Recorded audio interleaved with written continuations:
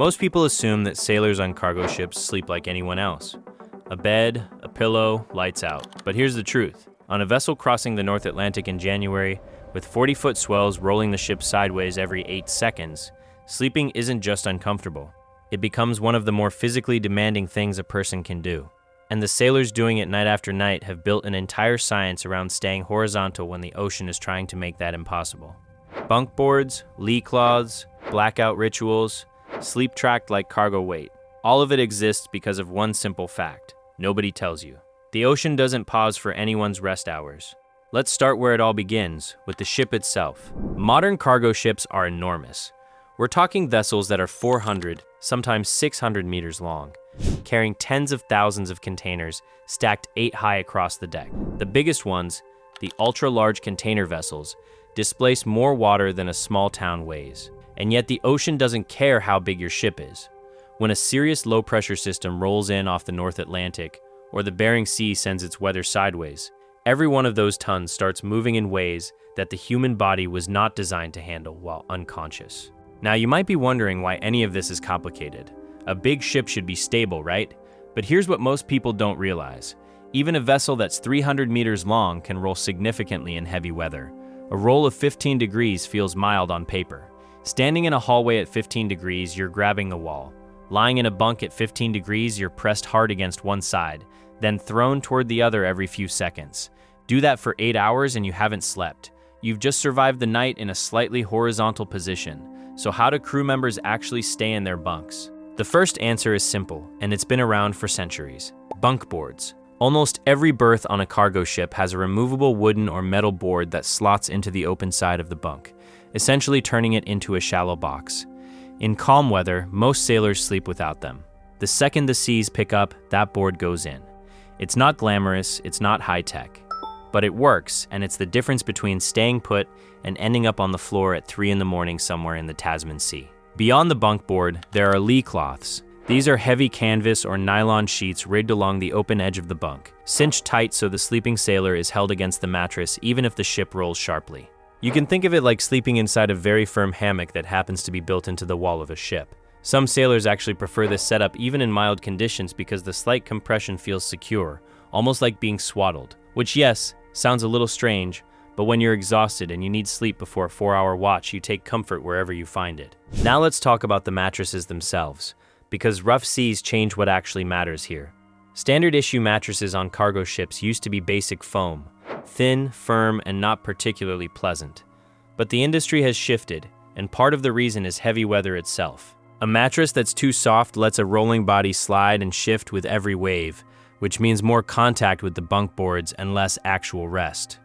Newer vessels coming out of South Korean and Japanese shipyards are increasingly fitted with firmer, higher density foam. Ship operators have started paying attention to crew fatigue research. And the logic is simple. A crew that stays anchored in the bunk during a storm sleeps more, makes fewer mistakes on the next watch, and costs the company less in the long run. The noise situation on a cargo ship changes completely once the weather turns. And that's something calm weather sleep doesn't prepare you for. Picture this. You're in your cabin, somewhere below the main deck. The walls are steel. The floor is steel. The ceiling is steel. On a calm night, that steel carries a steady vibration from the marine diesel engine below you, producing anywhere from 50,000 to 100,000 horsepower, depending on the vessel, running at the same speed around the clock. Sailors adapt to that hum within days. What they don't fully adapt to is what heavy seas add on top of it. Waves slamming into the bow send a hollow boom through the hull that you feel before you hear. The whole structure groans and creaks as steel plates flex under the load. A sound naval architects call working, and it's exactly as unsettling as it sounds the first time you hear it in the dark. Cargo lashings strain audibly on deck above, and loose gear that wasn't secured properly announces itself immediately, sliding and banging somewhere in the ship until someone gets up to deal with it. New crew members almost universally say the engine hum is the easy part to adapt to, and the storm noise is the hard part. The brain filters out a steady, predictable sound within days, classifying it as background.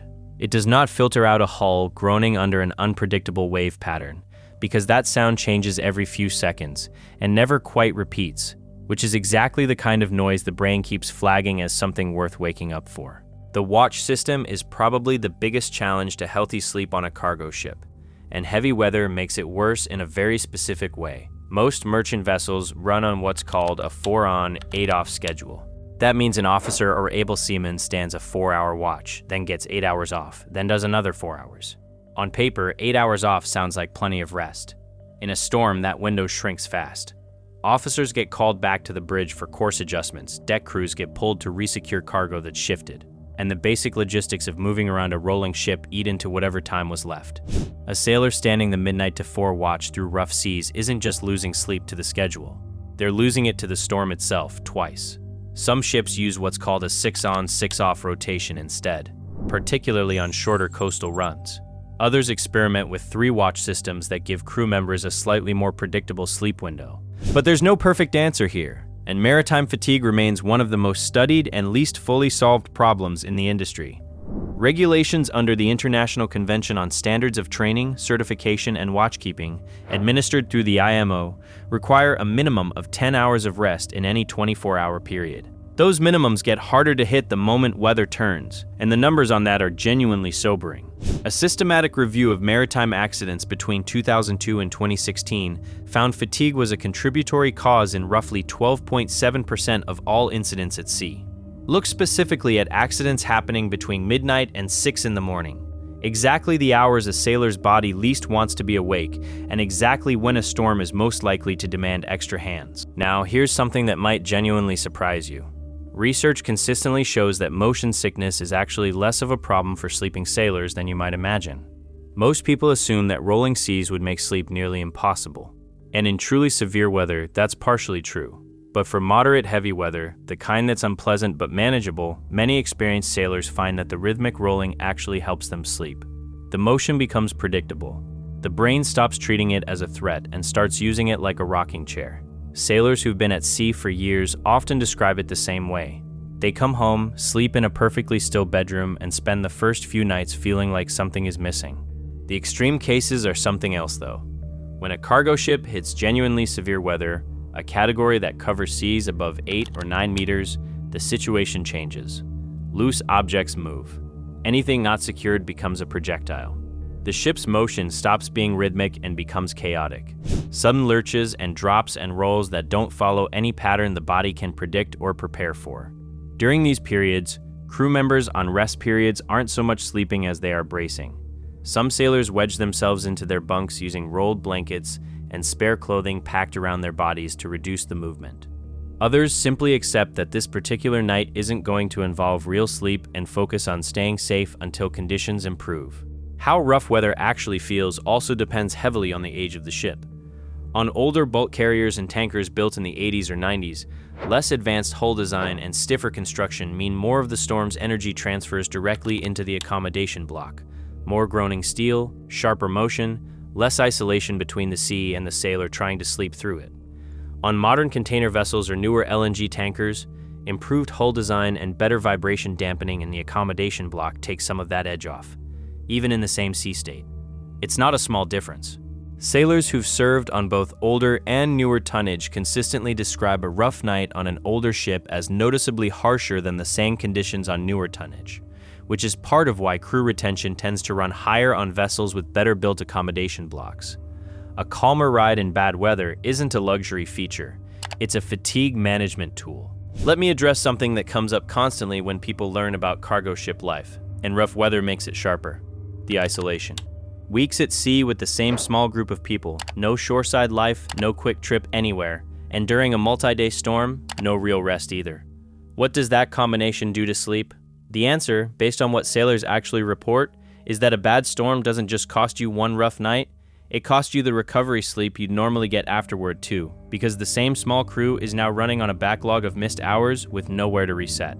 Particularly on long Pacific crossings where the ship might go 20 days without sighting land, a stretch of severe weather in the middle of that isolation compounds mental stress in a way that bunk bow, ARDs, and firm mattresses can't fix. The shipping industry has started taking crew mental health more seriously in recent years, partly because the connection between accumulated fatigue, isolation, and operational safety during exactly these conditions is well documented and hard to ignore.